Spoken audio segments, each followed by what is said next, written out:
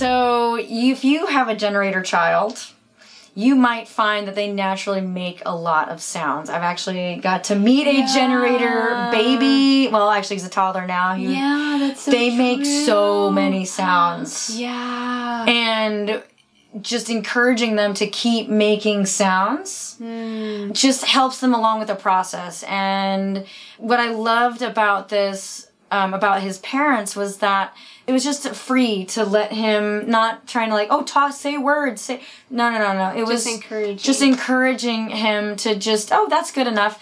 You know, he was almost 2, and yet he had no solid sounds, but boy, that kid made sounds. I mean, he really got in touch. You could tell when he was not happy, and you could tell when he'd had it, and then when he was like really excited and just wanted to be a part of the conversation. And his way of being a part of the conversation was just making noise. Oh, that's so cute. Yeah, it was adorable. That's so true, too, because my stepdad is a generator and my sister is a manifesting generator. And when those two are, especially when they're together at the dinner table, they're just, like, doing a little dance and going, You can always tell when they're really enjoying their food because they're just, like, in their own little rhythm together. I love that. I love that. Your whole life purpose is to discover who you are and live that expression of yourself. Other types have different purposes. You in particular are designed to really explore what it means to be you. One thing to remember is that we've mostly been conditioned as manifestors to go out and make it happen and go get it. And sure, we've been conditioned to be like manifestors. Yeah. And well, manifestors are only 9% of the population. Go drive, go do, get it, go get it. And sure, just do it. Make your dreams come true. You gotta go out and get it if you want it, kind of a mentality. Right. And sure, that can work, but it's a lot more effective and efficient if you wait for knowing what to respond to, because otherwise, if you get into a commitment, contract-y kind of situation, whether it's like marriage, jobs, house mortgages, or long-term things, and you're going with it because like, oh, I feel like I gotta make it happen. Oh, I gotta do this. It's time for me to do this now at this point in my life. If you make those decisions with your mind, instead of waiting for you to feel good and being in touch with your body, you might enter into a contract that ends up not being a good fit for you later on in life. And then you have to rewrite that whole contract, or you have to reevaluate everything, and then you have to make a huge life choice and decision and unravel this contract as it gets much more difficult for you once this commitment comes into play. Yeah, and sometimes responding is kind of subtle. And it doesn't mean that you can't go out and start your own business or that you can't initiate somebody into a relationship or anything. It doesn't mean anything like that. What it means is that, like, for example, I have a neighbor who's a generator, and he started his own air conditioning business because he was really skilled at working with air conditioning units, and it was something that lit him up. And then over time, people kept saying to him, you know, if you had an air conditioning business, I would really love, you know, to have your services. So he responded to basically that sign from everybody else that he could do this business. And then he also listened to his own gut response and understood that there was something that lit him up and made him excited.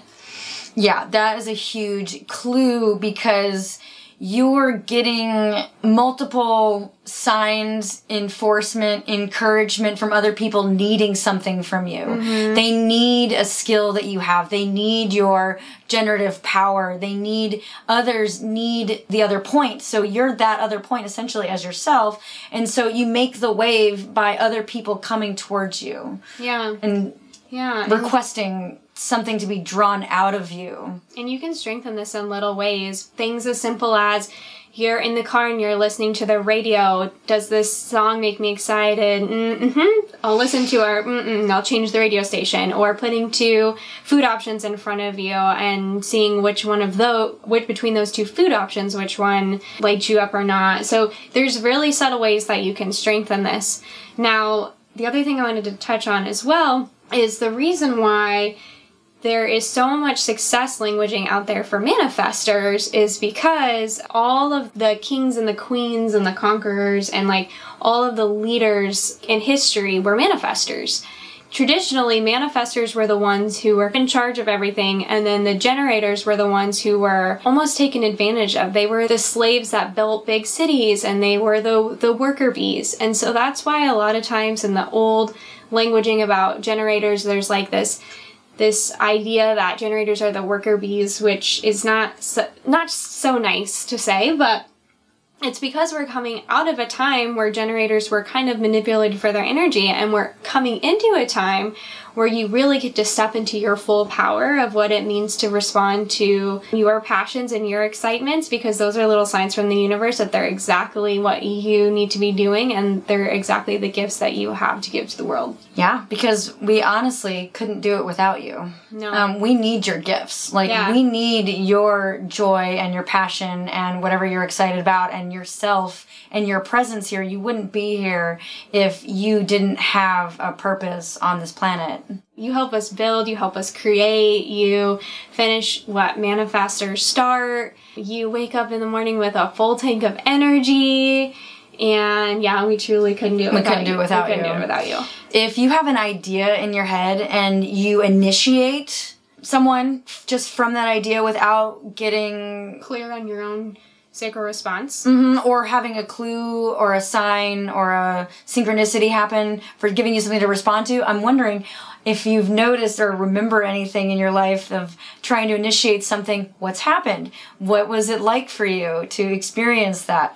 When that happens, that might cause frustration. One thing to be aware of is, like all types, we have to be aware of our expectations and letting go of attachments to our instant gratifications, to what we think we want. It's being able to move past that frustration into satisfaction, being okay with what is and accepting. Yeah.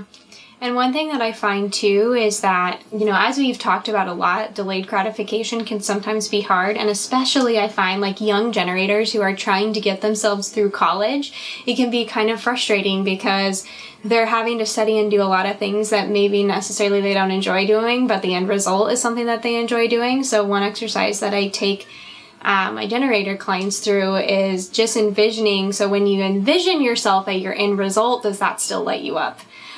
Because you're not trying to overthink it. You're not trying to make it a logical process. You're still listening to your body's response, but you're giving yourself a little reminder of where you're headed.